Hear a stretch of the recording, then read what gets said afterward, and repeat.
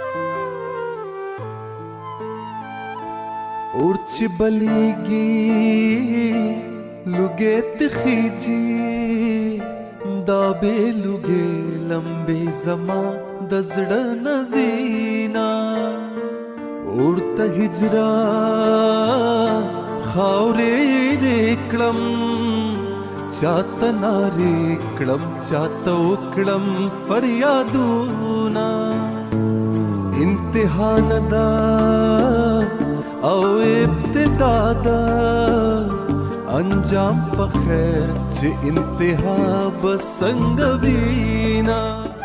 بسم الله الرحمن الرحیم. د المقدس خیره بنسټ قدرمندو لیدونکو سلامونه، نیکې هیلې، احترامات. درنو ملګرو، بهتره تاسو ته معلومه ده چې د المقدس خیره بنسټ هر هغه ځای ته ځان رسوي چېرته چې مشکل وي، کوم ځای کې چې یتیم وي، غربا وي، هغه اړمن خلک وي. او بیا په نن سبا وخت کې خو یو ځای داسې نشته که یتیمانو کونډو ته شو نو هغه هم بې شمېره دي، او که همداسې غریبانو ته شو هم داسې اړمن خلک شته چې باور وکړئ داسې حال احوال یې موږ ته راغی چې د 50 روپو وریجې په دې ساحو کې خلک اخلي، همدارنګه په کیلوګانو باندې وړه کورونو ته وړي. درنو ملګرو، نن یوې داسې کورنۍ ته راغلم چې هم اړمن دي، هم یتیمانان دي، او هم د غربت سترې کیسې په دغه کور کې دي.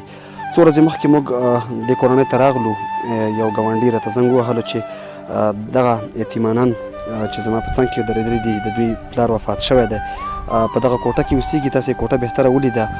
درنو ملګرو، د یو ماشوم د بې احتیاطۍ له وجې دوی نه چې یو تیلی یې بل کړی و یو ماشوم، او نور د دوی بلې کوټې ته تلي، هلته ناست وو چې کوټې اور واخیسته، د کوټې چت هم وسو، او همدارنګه بستره چې څومره پکې وه هغه هم وسوه. دننه تاسې ټول کلیپ ولیده، ټول ویډیو تاسې لیدلی شئ.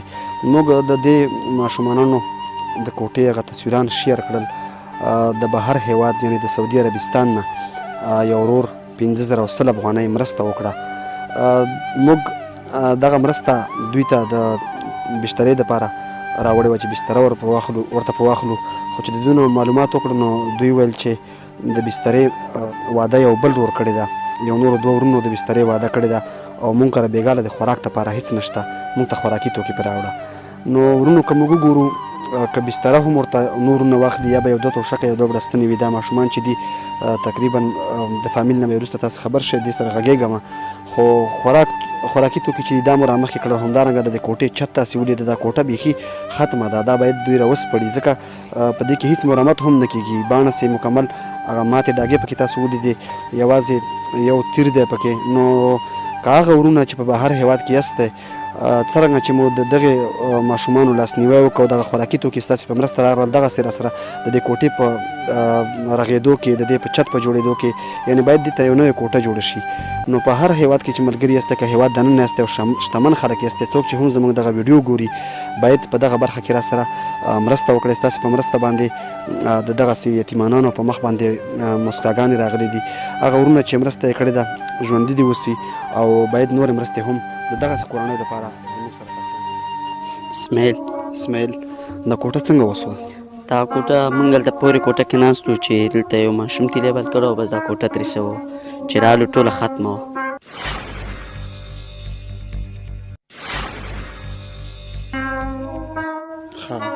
بستره او هر څه پکې اوس ټول سوي وو. بیا مو څه وکړه؟ بستره کوم ځای نه راوړه؟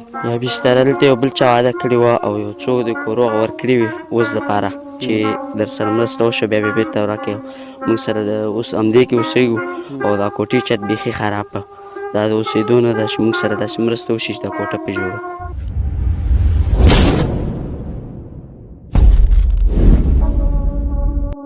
ستاسو پلار وفات شوی دی؟ نور نه خو نه لري؟ یو همدا څلور کسه یو، پنځه دا واړه.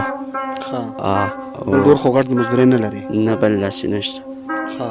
اوس د خلکو نه څه غواړي چې کوټه درته مخکې جوړه شي، بستره خو یو څه د ګاونډیانو نه څو ورځو دپاره راوړې صحیح ده، او کوم ورونه چې واده کړي د هغوی معلومات نشته چې یو جوړ بستره به وي، دوه جوړه بستره به وي. تاسو څو نفر یاستئ ټول؟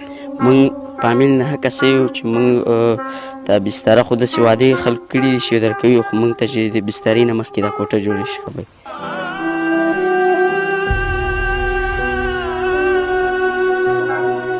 او چې که بستره اوس نو سرپناه ضرور ده چې کوټه جوړه شي. او ته خو سبق نه وایې؟ سبق مو ویل، شپږم پورې مو ویل، اوس تورخام له ځو. غربت دغه مو پاتې شو دغه؟ دی تورخام له وځو.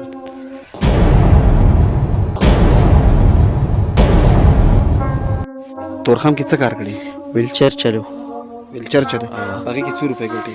کله 200 ګټو، کله 50 ګټو، کله چې همداسې مو راشي کله شي. کلدار یې؟ بس همدومره تر ماخستانه پورې یوه پیره تور ګېټه پورې شي. موږ سره چې کوم د خلکو سعودي عربستان نه مرسته کړې ده موږ ته ورسېده، او ډېره مننه. موږ به ورته دعاګانې کوو. درنو ملګرو، که هر څومره خبرې هم وکړو، اخر هم په دې خبره راڅرخي چې ستر غربت په دغه کورنۍ کې دی، او همدغسې نورې کورنۍ هم شته. هغه ملګري چې د سعودي عربستان نه د دې کورنۍ سره د بسترې دپاره 15,000 افغانۍ را جمع کړې وې. مخکې مو هم درته وویل د دوی په خوښه باندې چې د بسترې واده ورسره 2 نورو نفرو کړې ده. د دوی په خوښه موږ دوی ته دغه خوراکي توکي راوړل، ځکه دوی ویل چې موږ کره بېګاره د خوراک څه نشته، بستره او د کوټې چت خو وروستۍ خبره ده. نو هغه ملګري چې څوک هم د دغه کورنۍ حال ګورئ، دغه کوټه مو ولیده، د کوټې د چت دپاره، د کوټې د جوړېدو دپاره نورې مرستې را سره وکړئ. د اوس لپاره مو دغه خوراکي توکي هم ورته راوړل، د بسترې دپاره نور د ورونو وعدې کړي. نو ورونو چې د چا څرنګه وس هم وي، وس یې هم برابر دي، دغسې کورنیو دپاره زموږ سره مرستې وکړئ.